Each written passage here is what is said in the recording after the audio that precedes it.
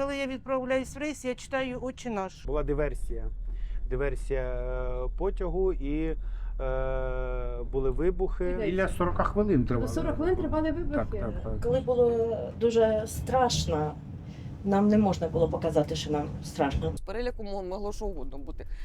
Ми в лісі, хто угодно мог куди побігти. А якщо, наприклад, буде якась небезпека, туди залізти можна? Ну, під низ, чи це під лавку? А хто у вас малює сердечка? Мій коханий носить форму ЗСУ. Ваш коханий військовий. Так. Я не знаю, чого ми стоїмо. У нас тут зупинки немає. Їдемо на Глибоке зараз. І ми думаємо, підерам дамо. Пизди, ми їм дали там один раз, а другий раз ще раз дамо.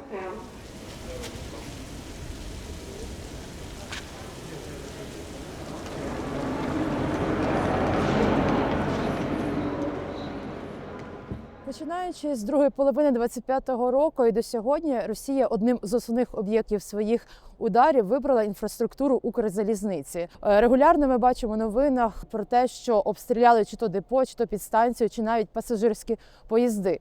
Всі в ліс пішли поховалися. І лягайте на землю, не треба що дивитися. Що ж тепер змінилося в роботі Укрзалізниці через систематичні обстріли? Та які додаткові заходи безпеки вживаються? Ми вирушаємо в далеку дорогу зі Львова до Харкова, щоб детальніше вам про це розповісти.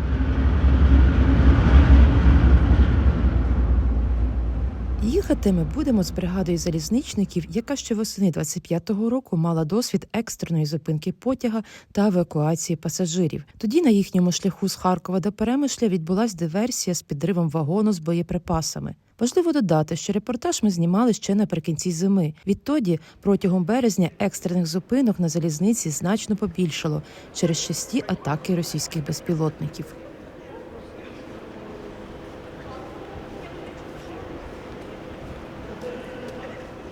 52 місце – це 10-та КПВС. Поїзд сюди трошки запізнився, це значить Харків він теж швидше все запізниться, так?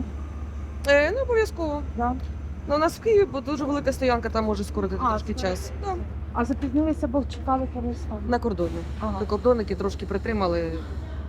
По своїй роботі вони нас притримали. А ваше питання, от з яким настроєм ви краще їдете, коли ви їдете в Польщу чи коли ви їдете до Харкова? Ну, тому, звичайно, настрій краще. Звичайно. Але коли Ти ви вже їдете в додому? Польщу, там безпечніше, а туди чим далі, там небезпечніше. Там дом, там родина. Якщо провідник буде хвилюватися, як же пасажири будуть їхати в дорозі? 64, 14, 49. Добре, Михайло, добре. Це не твої.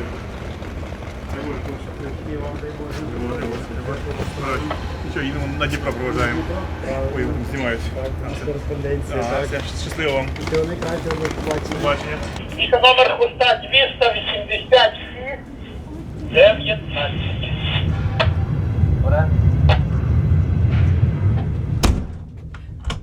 Відправились, двері заблоковані.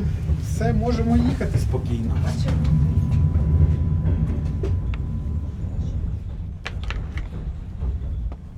Я нещодавно був ще провідником. Я майже 3 роки як працюю начальником потягу. А як начальника потягу ось в тому році мене нагороджував президент наш Володимир Зеленський відзнакою орденом 3-ї ступені за відвагу, за евакуацію пасажирів, коли біля нашого потягу були вибухи. І це все. І всю бригаду нагороджували. Людмилка, зроби, будь ласка, нам 2 чаї. Один з бергамотом, а один з м'ятою. А коли дають кубики, а коли пакетики, стікери? А це залежить, який цукор видали у нас в коморі. Ага. Коли мені було 17 років, я виїхав із міста Суми навчатися в Харків на залізничний технікум. Тоді ще було воно училище залізничне в місті Люботин під Харковом. Я там навчався рік. І після того так я вже залишився у Харкові, став працювати і до цих пір вже працюю вже 24 роки. Це була моя мрія життя. робити на залізниці іменно провідником. Ця вся обстановка мене дуже захоплювала, що провідник це подорожує по різним містам, по різним країнам, і це дуже захоплює. Так, може краще на літаку вже було все стюардом працювати? Ні, стюардом це в небі, це трішки не те. А залізниця це рельси, це стук коліс, це різні вокзали, міста, це все видно. З літака це все не видно.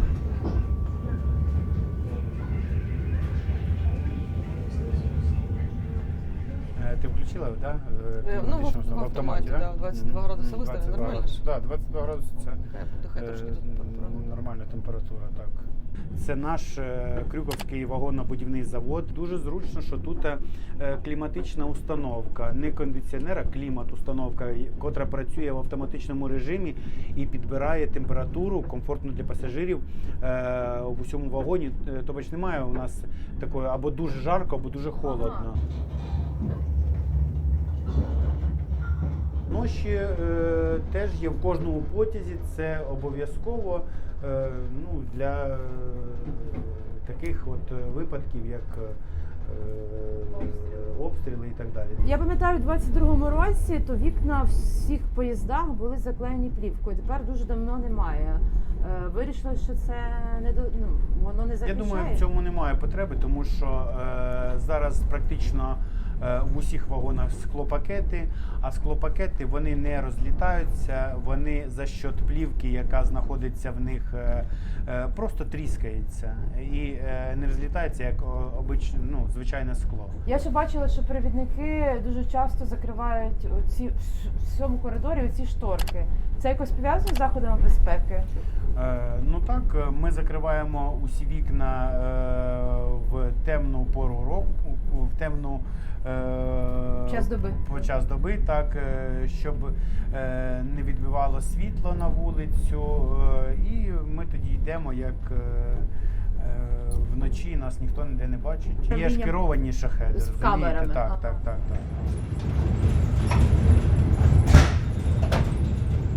При повітряній тривозі, розумієте, всі потяги не зупиняються. Ми йдемо в графіку, як це і має бути.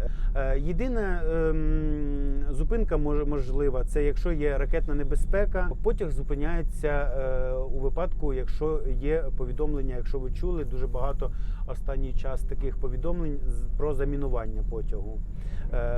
Потяг зупиняється на найближчій станції, де можна провести евакуацію пасажирів.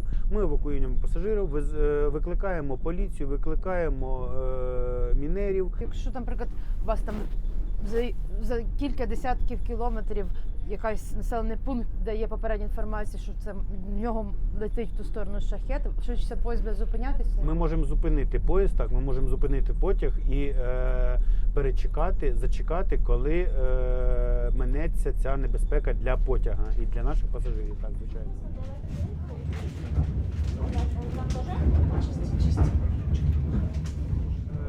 Декілька разів були зупинки такі, була зупинка, 2 зупинки було про повідомлення за замінування. Так. Ще була зупинка, коли в Київській області, недалеко від Києва, були вибухи потягу, і це моя якраз бригада була, мій потяг був, була диверсія потягу і були вибухи. Це було недалеко від Києва, це було десь, ми від'їхали десь між Фастовом і Києвом. Це була, я так розумію, диверсія. Ага. Ось, з військовим ешелоном. А вибухали протягом скількох хвилин? Тобто після того ще довго тривали вибухи? Чи це була коротка вибухова хвиля? Біля 40 хвилин тривали. Тобто 40 хвилин тривали вибухи? Так.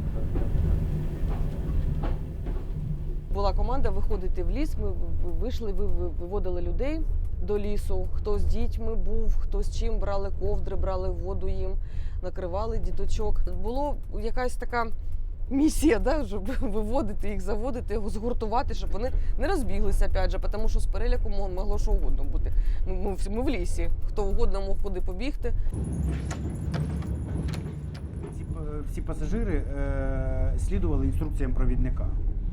що робити. Це все було, знаєте, і єдине, що деякі пасажири не могли розпрощатися зі своїми валізами. От, так, валізи, ви ж розумієте, що валізи перешкоджають евакуації, швидкій евакуації пасажирів з вагонів. По-перше, якщо є якась небезпека, так, пасажир повинен відійти від вікна, лягти на пол, накритися якоюсь ковдрою або матрасом, або якісь своїми можливими речами, щоб, не дай Бог, коли потріскається скло і деякі залишки скла не потрапили на вас і ви не порізалися. Ще багато таких всяких А якщо дій. паніка пасажира, що ви будете робити? Ми намагаємося їх заспокоїти, що в нас все гаразд, що в нас Все буде добре. буде добре, так. І вони вам вірять? Так, вони вірять. Так і є. А хіба, скажіть, будь ласка, мої очі можуть брехати? Ні. Ні, ніколи. Тут пусті стакани є? Дайте мені, будь ласка. Хто? Остановка довга чи що? Я не знаю, чого ми стоїмо. У нас тут зупинки немає. Вибачте, будь ласка, можна стаканчики забрати? Оце ж зараз показує повітряна тривога по центральній Україні. Ви вже так не слідкуєте постійно, бо так можна. Ні, я не слідкую, тому що якщо за кожним разом слідкувати, то просто можна з ума сойти. Скільки ви років працюєте на провідником?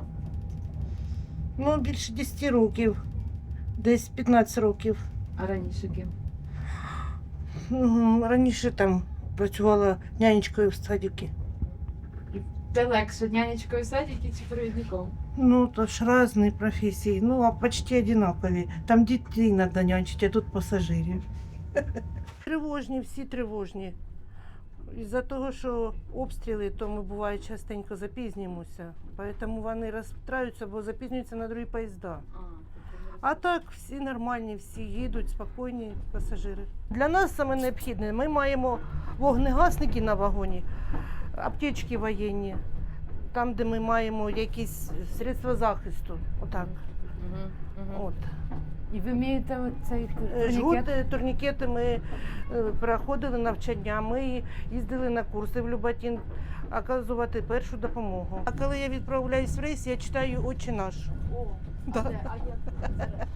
Сам себе настраюєш і їдеш, і працюєш. І читаєте «Отче наш». Да. А я ж, коли ми їхали в Херсон, там одна провідничка, провідниця, вона освячувала вагон. Вона освячує. Ні, я ж не батюшка, як я буду освячувати. Святою водою покропила. Мене ще не навчили. Як навчать на курсах, я буду освячувати. На курсах підготовки провідників.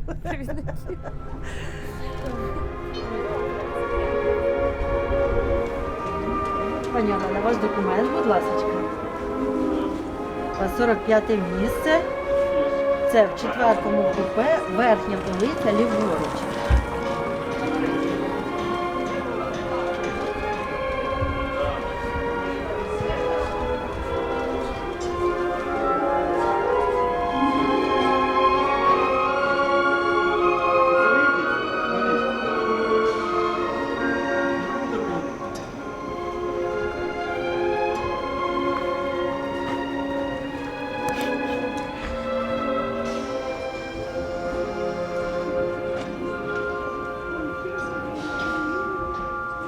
Ми в Києві. От ви прибуваєте в Київ, і велика зупинка, і в той час є інформація, що шахеди над Києвом. Що робите? Була в нас колись така інструкція, коли оголошували повітряну тривогу. Ми заходили в вагон і казали, пасажири, займіть свої місця в вагоні, а проводжаючи, будь ласка, залиште вагон і спустіться в бомбосховище. Ага. Така Але була. пасажирів А не відправляєте в бомбосховище? А зараз, якщо довго, то Відправляєте. треба вийти в бомбосховище.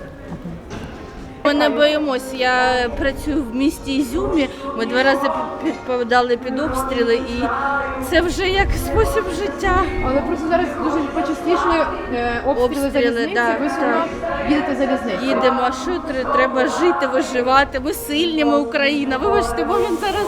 Ні, він ще стоїть. Я не знаю, я їду сюди з Богом. Бог мене підтримує, я сюди з Богом їжджу.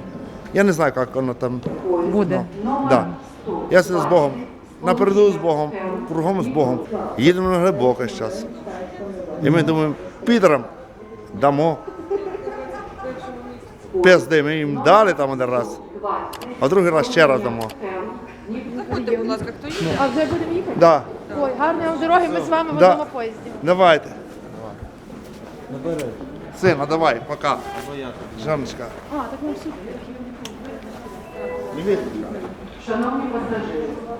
Братан. А я з вами. Поїхали.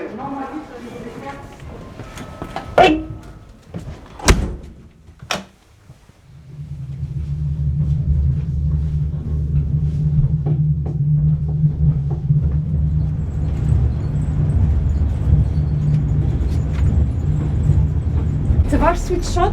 Так, Ваша кофта? так. У Носить- мене 2 таких костюми. Сіренький і чорненький. Мій коханий носить форму ЗСУ. Ваш коханий військовий Так, чоловік. чоловік мій. Він зараз в Харкові Ні, він в шпиталі в Запоріжжі після поранення. після поранення. Приїду з рейсу, здам зміну і на маршрутку, і на Запоріжжя.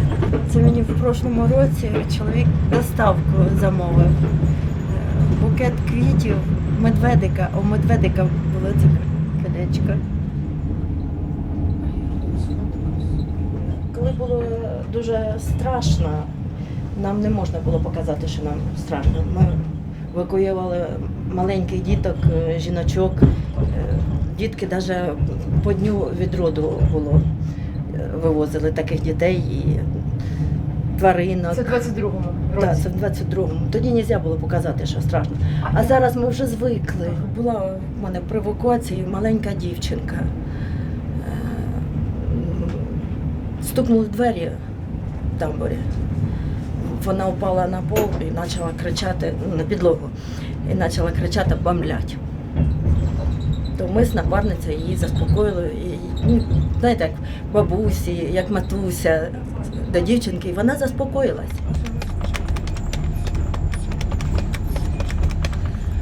Мені ваша колега Людмила розказувала, що рекомендує пасажирам спати тепер не головою сюди, а головою до дверей. Ви теж так зараз всім рекомендують?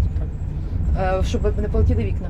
А якщо, наприклад, буде якась небезпека, туди залізти можна? Ну, під низ, чи це під лавку? Ну, в принципі, то можна, але я думаю, що цього робити не треба. А чого? Можна просто лягти, як для безпеки, лягти ось в проході. А чого не треба лягати, може застрягнути? По-перше, там, якщо пасажири їдуть, там речі пасажирів знаходяться. Ви туди і хотіли б, може, були б. А якщо нема речей, ну чому ні? Якщо бажання пасажирів є туди залізти, то можна і залізти. Хай собі Розумієте? їде. Так. Це ж діло кожного індивідуально. Але в рекомендаціях української залізниці ховатись під полицями такої немає. Ні, немає. Тільки на підлогу. Так. Але якщо 4 пасажирів, вони ж не влізуть усі на підлогу, Тісненько влізуть. якщо треба. Коли була евакуація, всі влазили. Так, не Там треба це- боятися. Хіба з нами можна щось боятися? Скажіть. Ні, ви мене переконали, що з вами все буде добре. Що Бог не дає, то все до кращого. Підписуйтесь на Громадське. Тут всіх заспокоять. Да. Приходьте до нас, будь ласка, на потягу. Дівчинка, подякував. Хай вам дасть Бог здоровечко.